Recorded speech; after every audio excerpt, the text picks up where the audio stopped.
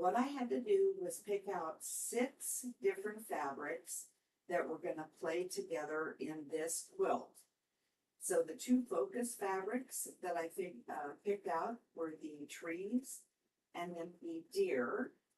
And then I got complementary background fabrics to go with them. And then the sashing are these 2 representing the roads.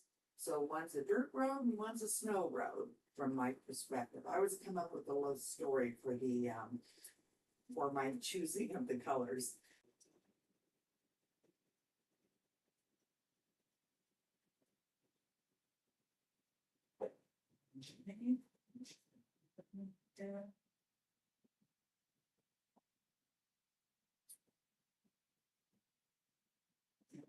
Same song, second verse. I also have design on this one. So if you're lucky enough not to care, you can just go and otherwise pay attention to what direction you're going. Now we're going to flip these around. Do the other end. Okay, so here I am attaching the sashing that we put the cornerstones on to this. So you might remember that we pressed out on the actual 6.5 inch focus fabric, and we pressed in on the cornerstones. So now we're going to gut these up against each other, and that way. Then we're moving on to the next phase here.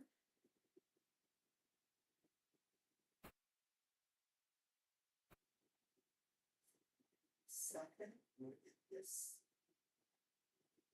I really love the brown and green together. It's really pretty. Right.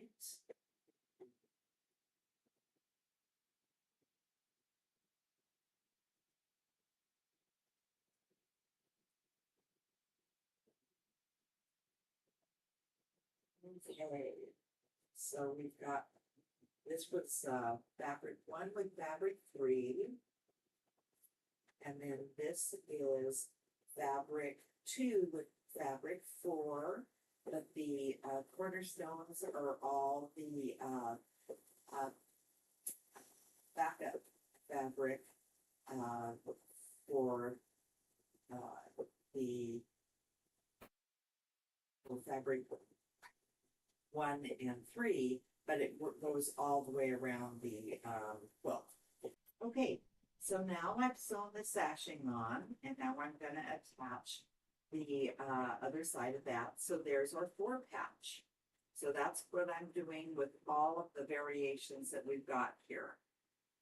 And I am pinning because we've got seams that we've got to match up here and everything. So I will take a minute to do that, and then we'll go back to the sewing machine and hopefully get all of these 4 patch blocks done here. Okay, so here we are at the pressing station, and what we're going to do is press to the outside edge from that. There's that one. And this one.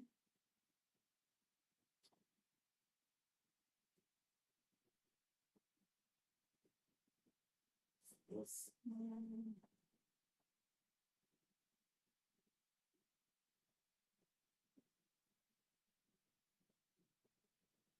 This one. All right, so let's line them up and see how they're looking here. These are the 4 that we had to make. So now our next step is that we're going to start putting together the overall quilt in rows. So give me a second and let me get the other ones that we finished the other day, and we'll start doing that. I'll be right back.